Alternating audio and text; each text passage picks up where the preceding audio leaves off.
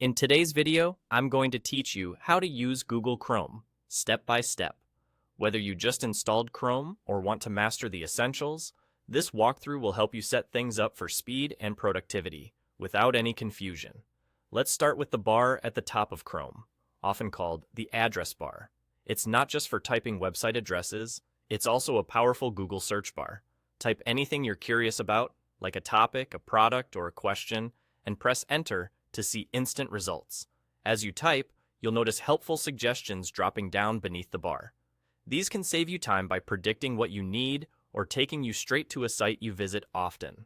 Next, keep your browsing organized with tabs. Tabs let you keep multiple pages open in the same window. If you find yourself with too many open, right-click any tab and choose Add to New Group. Give the group a short label and pick a color. Grouping lets you visually separate work, research, shopping, or entertainment, and you can collapse a group to save space when you don't need to see everything at once. It's a simple move that keeps your window clean and your focus sharp.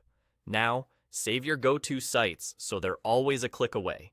Click the star icon at the right end of the address bar to bookmark the page you're on. To make those bookmarks immediately accessible, show the bookmarks bar by pressing Ctrl+, Shift+, B. Once it's visible, your top sites will sit right under the address bar. You can drag bookmarks to arrange them in the order you prefer, so your most used links are exactly where you expect them. To take Chrome even further, enhance it with extensions.